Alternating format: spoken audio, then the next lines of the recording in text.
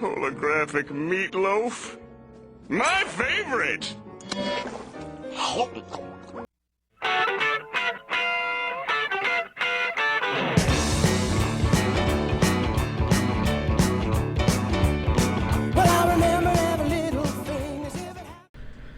Okay, so some of you probably hate me right about now, but sorry guys, I couldn't resist. If you haven't already figured it out, we're on part 4 of our MXR2000 Carver receiver video, and this particular part is going to be dedicated to this little button right here, the sonic hologram. Admittedly, this has been quite a journey, me trying to learn about this and kind of figure out how it works and read up on it and things. But I have to say, this is another very fascinating technology that Carver produced, and it's pretty cool. So let's go over a little bit of what it is and what it isn't, and some of the things that I found out through just experimenting here over the last week or two with this. So when we think of the word hologram or holography, we think of like a projected image that's semi-transparent, that kind of floats out there in space. And of course, that's not what sonic holography is. Again, it's more of a marketing term than anything else. And I guess it's supposed to kind of give us the impression that it's kind of like a sound that's kind of floating out there in space, or we're out in space in the midst of the sound. But anyway, the technology really isn't a hologram. it's sound, not image. So the first thing we have to do is try to establish just what is sonic holography. And really the best way to explain it is to let the service manual or the owner's manual of this receiver kind of explain it for us. So it talks about three-dimensional sound. And it says conventional stereo is a pale, muddled version of live sound, no matter how good your speakers are, no matter how good the sound source is. The problems of sonic imagery inherent in conventional stereophonic reproduction have been solved by the sonic hologram generator. Very briefly, the sonic hologram presents timing and phase information that exists in sonic program material, but is normally inaudible. With sonic holography, this information emerges in three-dimensional space around the listener, who is thus able to establish the precise location of the instruments and voice. So they show you these two little images here, and they say that if you're sitting in your chair and you're listening to your stereo, so here's your two speakers, they sound kind of flat. So even though there is somewhat directional sound here, it all seems like it's coming from in front of you. Now, if this sonic holography works properly, your speakers will be here, but there will be a sense of depth, like certain instruments or objects will sound closer to you or further away, or, as I've found, even can sound like they're coming from behind you. Now, on the MXR2000, it is a more basic version of sonic holography. If you look at some of the higher end equipment, like the C4000 preamp, which is just a standalone preamp, it's one of their higher end pieces of gear, they actually add to the sonic hologram and they put a time delay generator, which even expands the sound field even more. Now, we're not going to get into whether it sounds good or bad, because really that's not what this video is about. Everybody has different tastes, what they like and don't like to hear. We're only going to try to talk about what this does and what it doesn't do, and what I've found from working with it for a while. And I can say that if everything is working perfectly, meaning you have the correct song, the correct type of recording, I found that if you're using a low bit rate MP3 or something like that, it really doesn't work very well. You need a really good quality recording. Placement of the speakers, and most importantly, placement of your head. And we'll talk more about that later. But you can get this effect. And it is an effect. It does, you can hear it, and it basically makes it sound like almost like surround sound. Now you got to remember, a lot of you might say, well, why do I care about that? I mean, I can go get Dolby Pro Logic or THX or whatever. Well, yes, there's some really amazing electronics today and technology, but you have to look at the era in which this was built. It doesn't sound like quadraphonic, because obviously quadraphonic came out a long time prior to this sonic holography. This is more like a stereo, like a wide stereo sound. And again, if any of you have had the old Panasonic boom boxes, or I think Radio Shack made a graphic equalizer that had a stereo expander circuit. There were several companies out there that did similar things, but it didn't work the same as sonic holography. One of the things I learned from this making this video is that this is a different product. It is different, and the effect is different, I should say. We'll get more into that here in a little bit. So anyway, that's what we're going to set out to do, is kind of see how this works, what it does, and I'll try to put some clips up there. By the way, the first clip that you just heard was not done in sonic holography. It was a plain old stereo recording, and what we'll do later is I'll play you a quick clip of that same little audio clip as it was passed through a holographic generator, and you're going to find that it actually sounds a lot worse. It sounds very flat, almost sounds like mono. Even certain instruments like the piano, that you hear that little piano in the background, will almost disappear. And it's a result of the circuitry. The circuitry has to be fed the right kind of audio for it to work properly. So that's another thing that you'll find out. So let's go on and kind of look at some circuitry first and kind of figure out exactly what this thing does. So zooming into this little part of the schematic, you see all these op-amp circuits, and they're all kind of connected together, and they're actually split up into two groups of 8. So you have, 4, 4, 4, 4. And this is essentially what's doing, as far as I can see. And again, I am not a Carver technician. This is something I'm doing as a hobby on my bench. So I'm learning this along with you guys.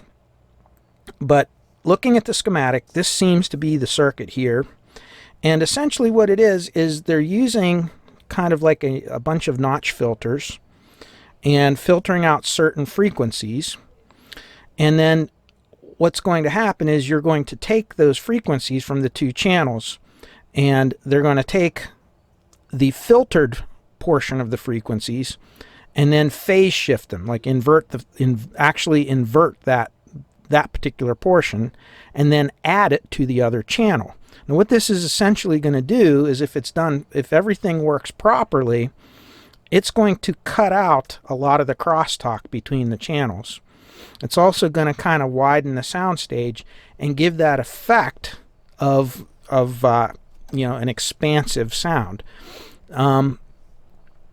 The way that it's done is a lot more complicated than the way that a basic stereo expander does, and a lot of those ones, all they do is maybe shift the timing a little bit, kind of put a little delay between the two tracks, right and left channel, to kind of give you your ears the effect that it's spread out wider. It's a trick that some people would do with recording. For instance, when you're doing a recording of something, you want to make it sound more like a wide stereo sound, even though it's more of a mono recording. You can actually take the two individual left and right tracks and shift them a couple of milliseconds, or if it's too much, it starts to sound weird. But if you do it just right, it'll trick your ears into thinking that it's a much wider sound. I find that type of an effect fatiguing on the ears, when I listen to it, but other people really like that wide, expansive sound. This is different, again, like I said. And one other thing is Polk Audio, I believe, made the SDS series speakers, And just by the placement of the drivers and the crossovers and so forth in the cabinets and the way you position the speakers, you could get the same kind of effect that this is trying to reproduce, this is producing electronically. So two different ways to achieve basically the same effect. Now zooming out on this a little bit, you can see a little relay down here. So when we click it in one direction, you just have the dry signal coming from your line stage and your preamp and so forth, and it goes right out to the amplifier. If you switch this relay in, it will loop this circuit in through there, and this is what turns on the sonic hologram generator. So pushing that sonic hologram button brings this in, which brings these notch filters and phase inverters in. And that's essentially what's going on with sonic holography. Okay, going to the back of the manual, I'm just going to kind of, you can pause the video to, if you want to stop and read through some of this, but I'm going to show you how involved it is to get this thing to actually work. The idea is what this little diagram is showing, and that is the listener, and I mean like your head with your ears, has to be positioned in the perfect proximity to the speakers with little or no reflection of the room around you in order to get the effect to work properly. Now what I've found is, even with like a little set of bookshelf speakers, it seems to make it a little easier to position, but you have a pretty small area that this works in. When I tried this, I noticed that maybe this sonic hologram area in space, like right here where you would listen, is maybe about the size of a basketball. It's very small, and if you tilt your head the wrong direction, or you turn your head, or you move forward or back a little bit, you lose the effect very rapidly, very easily. So you really have to kind of hold your head in the right position and have everything lined up correctly, at least from my experience, for this to work. So when I was done with this, I was ready for a trip to the chiropractor. But I will say, you are rewarded for your efforts if you get it to work, because it does sound really, really amazing, really cool. Again, not for everybody. You're not going to hear that booming bass, that deep, warm sound that you hear from your 70s vintage gear. It's what I call the 80s sound. You know, in the 1980s, everything was synthesizers and keyboards, you know, were coming out, and you had that really mid-range, powerful kind of clear sound that was becoming the big thing. CDs were starting to come out, and so this is really the ultimate expansion of that. And so you can see they want you have to place your loudspeakers in your chair in the correct place.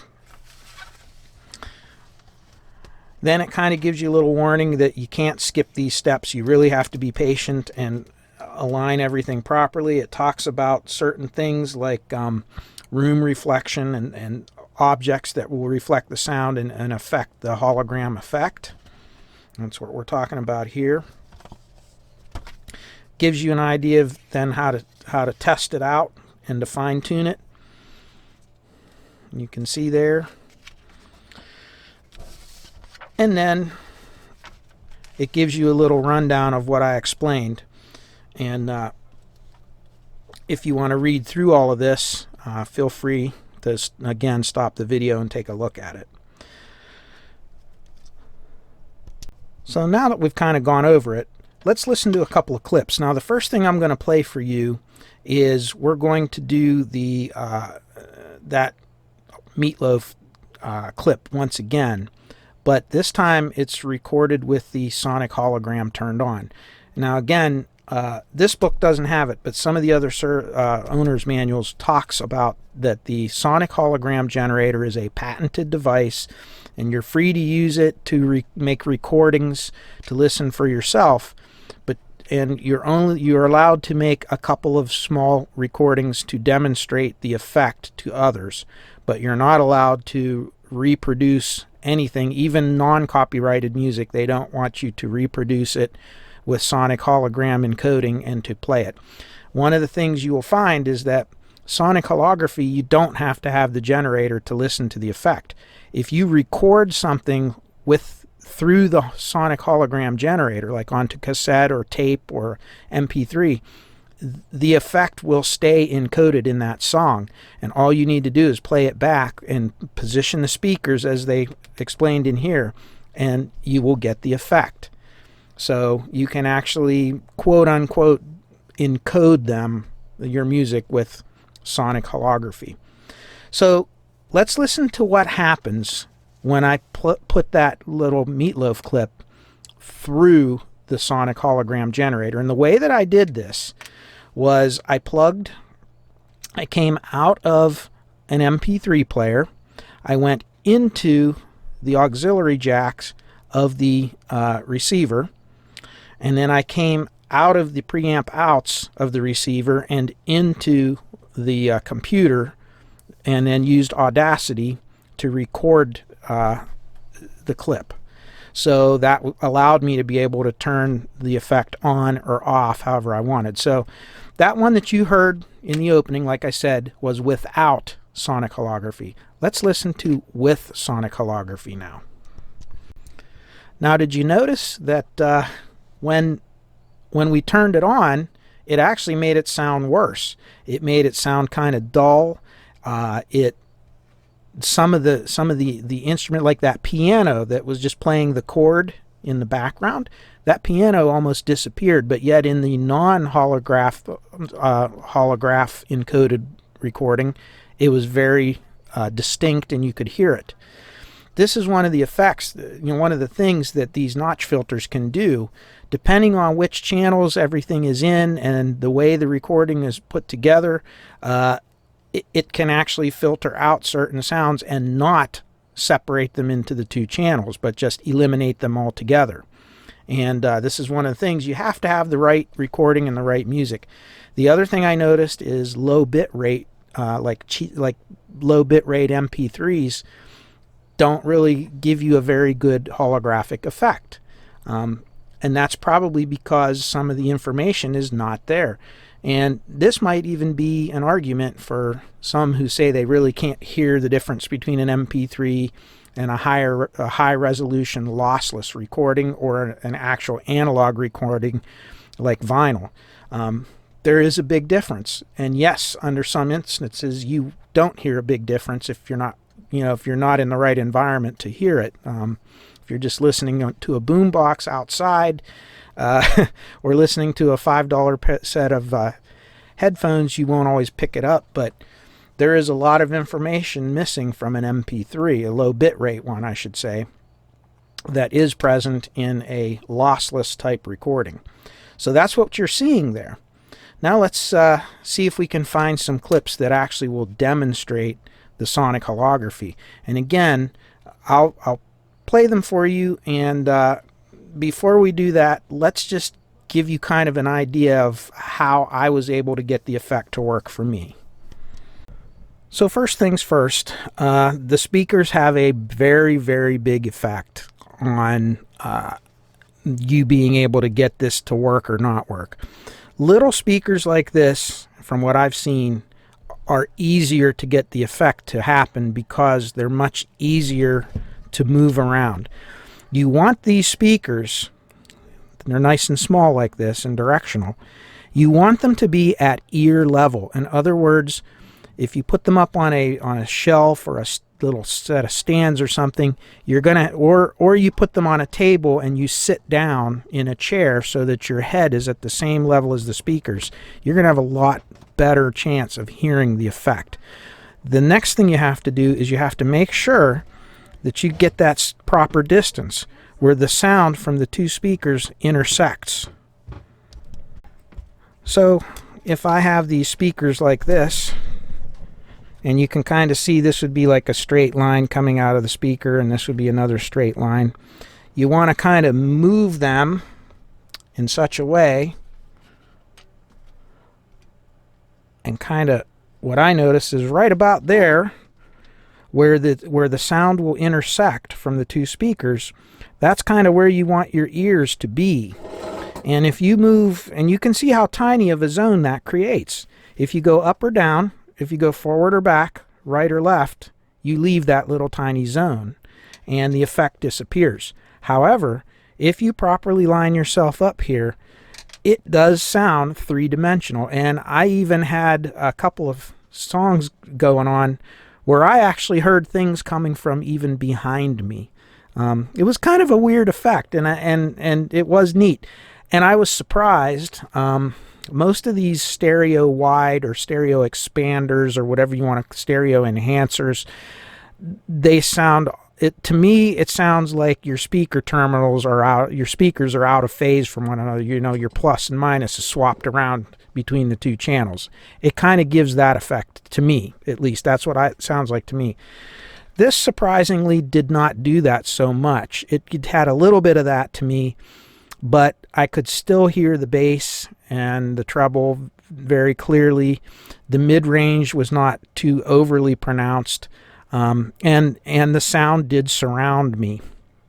So again, you have to take this in the context of when it was designed. You know, this kind of stuff wasn't real common quite yet. I mean, Dolby Pro Logic and surround sound and all that was not a big thing at the time that this was invented. So this was kind of neat. And even compared to like quadraphonic, this sounds different than quadraphonic. I've heard plenty of quadraphonic systems that were properly set up. And even when they're properly set up and you have, you know, the Who's Quadrophenia or something like that playing, there's a quadraphonic version of Pink Floyd, Dark Side of the Moon. Really neat effects, but different than this one. So that's, you're going to have to play with it. And I don't know how well it's going to come through YouTube when you play it. But hopefully, if you fiddle around with it a little bit, you might get it to work. If you don't get mad at me. I'm warning you up front. It may not work. But I was able to get it to work. So let's put a couple things on, and hopefully you can hear the effect if you can, if everything works out perfect.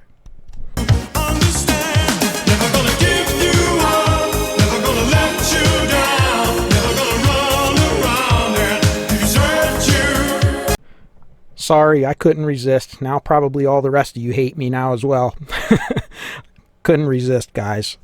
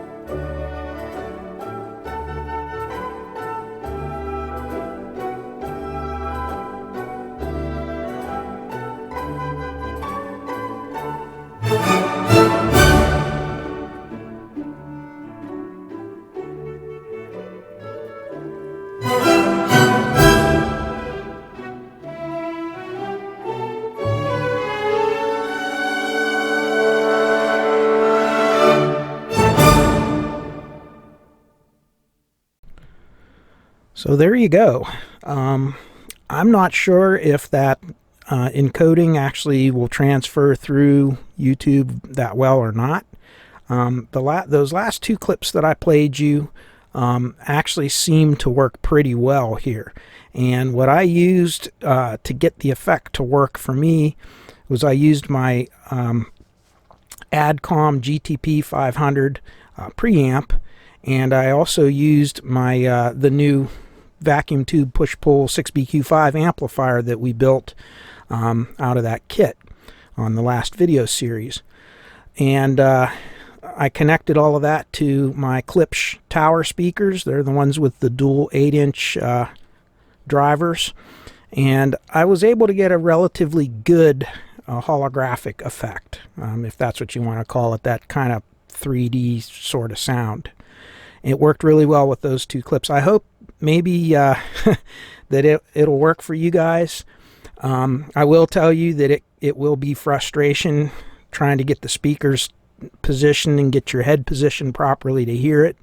For that very reason, I probably would never use this function on one of these, just because of how critical everything is to line up. And the other thing I noticed is it doesn't really work very well on every piece of music, as I said earlier.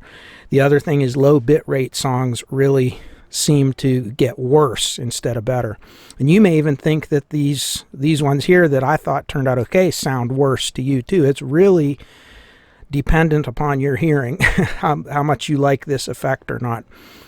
Like I said, I'm not a big fan of modifying things like that. You know, the DBX boxes and all these things, they're nice, but you know, a really good clean audio path is still my favorite thing. But that's just me. And you know, like I said, we all have different ears and different preferences. So maybe this will be something that some of you will really get into and like. And I hope that by sharing this with you, you'll kind of see what it's all about and get to make up your own mind on it. So well, if I don't get dinged on all the music and things that I have on here, hopefully this video will go up and we'll be done with this one, and we're going to go and do our last one, which is going to deal with the tuner on this. So again, thank you for coming along on this. I appreciate everybody, all your wonderful comments and things. Definitely keeps me going doing this, to hear all those nice words from all of you. And until next time, peace, joy, happiness, and good health in your lives. And we will catch you later on the next video. Take care now. Bye-bye.